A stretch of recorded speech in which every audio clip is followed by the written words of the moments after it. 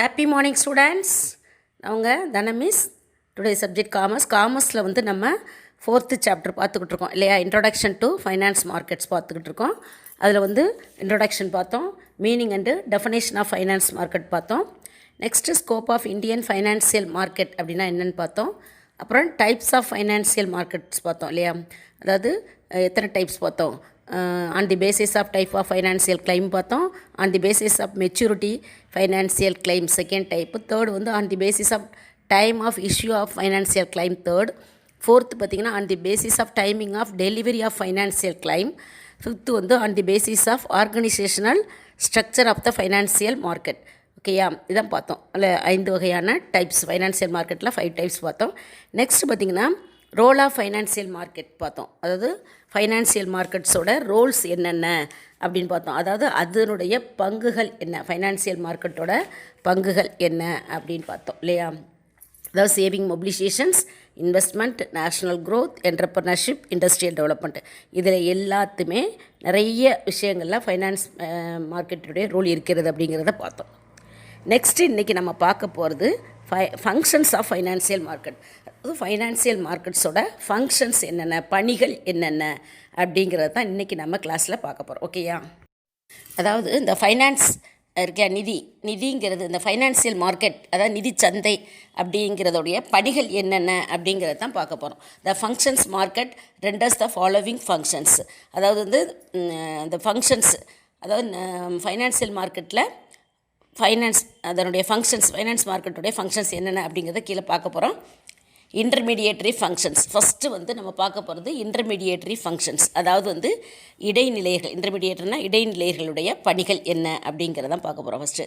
அதாவது the intermediary functions of financial market include the following. அதாவது என்னென்ன இந்த இன்டர்மீடியேட்டருடைய பணிகள் என்னென்ன ஃபைனான்ஸ் மார்க்கெட்டில் அப்படிங்கிறத பார்க்க போகிறோம். Transfer of resources. Transfer of ரிசோர்ஸஸ்னால் இது ரிசோர்ஸஸ் இருக்கு இல்லையா, வளங்கள். இந்த வளங்களை வந்து பரிமாற்றம் செய்கிறது. ஓகேயா, அது வந்து இந்த ஃபைனான்ஸ் மார்க்கெட்டில் இன்டர்மீடியேட்டரோட ஃபங்க்ஷன்ஸ். அதாவது வந்து financial markets facilitate the transfer of real economic resources from the lenders to ultimate borrowers.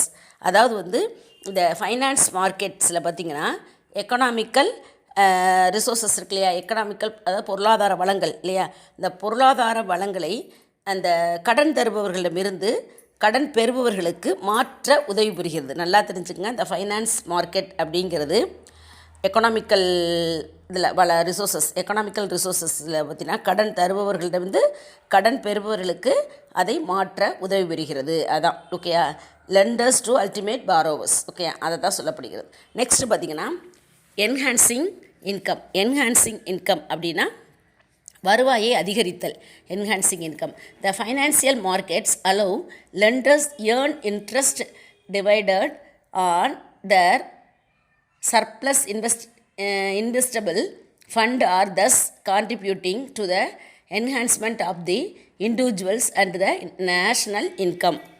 அதாவது வந்து இந்த அதாவது ஃபைனான்ஸ் மார்க்கெட் இருக்குல்லையா, இந்த ஃபைனான்ஸ் மார்க்கெட்டில் இந்த கடன் வழங்குபவர்கள் இல்லையா, கடன் வழங்குபவர்கள் அவர்களுடைய அந்த சர்ப்ளஸ் நிதி, அவங்கள்ட்ட எல்லாம் போக மீத இருக்கிற சர்ப்ளஸ் நிதியை வந்து என்ன செய்வாங்க, இன்வெஸ்ட்மெண்ட் பண்ணுவாங்க.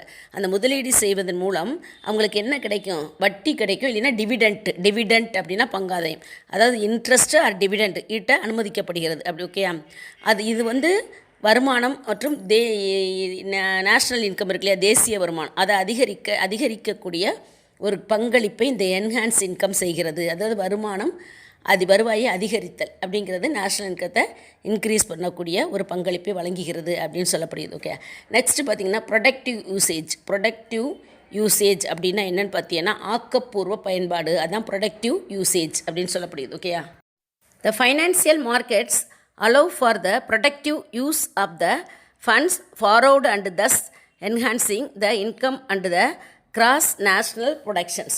அதாவது வந்து இந்த ஃபைனான்ஸ் மார்க்கெட் இருக்கு இல்லையா, அந்த ஃபைனான்ஸ் மார்க்கெட் படுகின்ற அந்த கடன் இருக்கு இல்லையா, அந்த கடன் வந்து அந்த கடன் நிதியை வந்து ஆக்கப்பூர்வமான முறையில் வந்து பயன்படுத்த அனுமதிக்கின்றது. ஓகேயா, அதான் வந்து இந்த ஃபைனான்ஸ் மார்க்கெட்ஸோட பணிகள். அதாவது ஃபைனான்ஸ் மார்க்கெட் பெற்ற கடனை, அந்த கடன் நிதியை ஆக்கப்பூர்வமான முறையில் பயன்படுத்த அனுமதிக்கின்றது.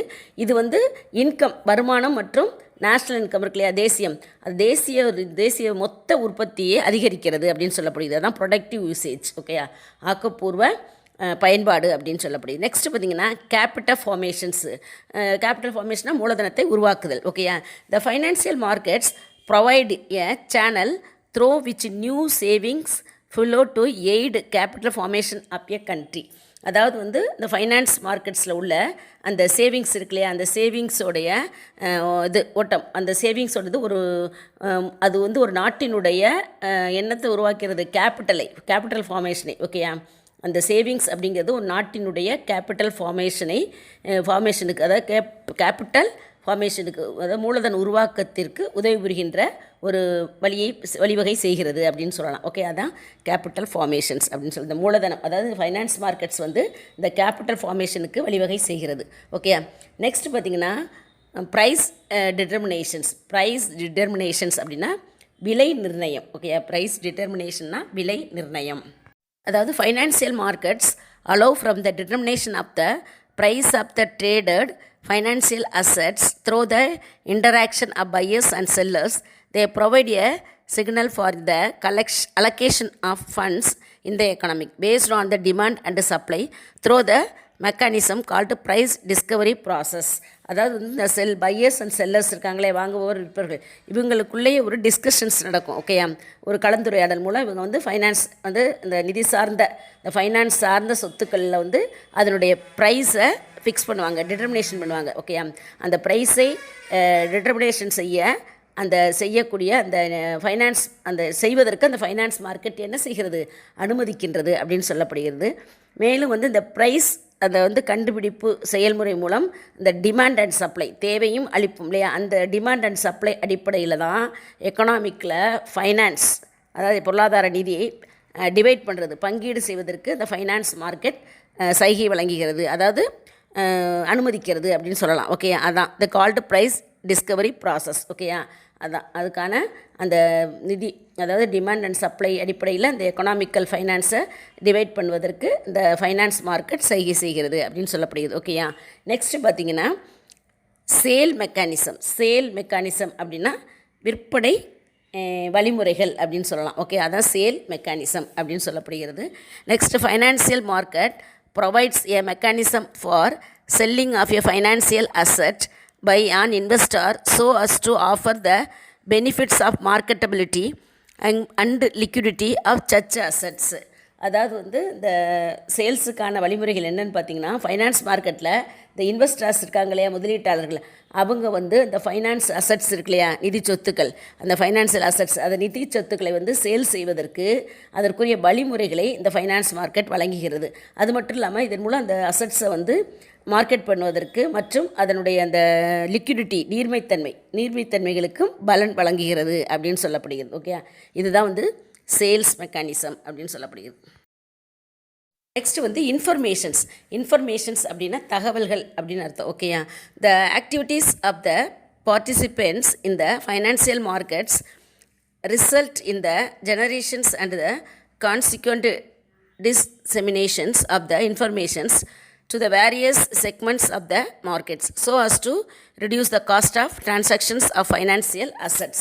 அதாவது வந்து நம்ம ஃபைனான்ஸ் மார்க்கெட்ஸை பொறுத்தவரை அதனுடைய பார்ட்டிசிபெண்ட்ஸ் இருக்காங்க இல்லையா, பங்கேற்பாளர்கள், அவங்க வந்து அவங்களுடைய ஆக்டிவிட்டீஸில் பார்த்திங்கன்னா மார்க்கெட்ஸினுடைய பல்வேறு பகுதிகளில் உள்ள தகவல்கள், அந்த தகவல்களை உற்பத்தி செய்ய அவங்க மற்றும் அந்த தகவல்களை உற்பத்தி செய்ய அதை வந்து ஸ்ப்ரெட் ஆகிறதுக்கு, ஓகே, பரவலாக்க வழிவகுக்கிறது அப்படின்னு சொல்லப்படுது. அதை வந்து இந்த ஃபைனான்ஸ் மார்க்கெட் செய்கிறது.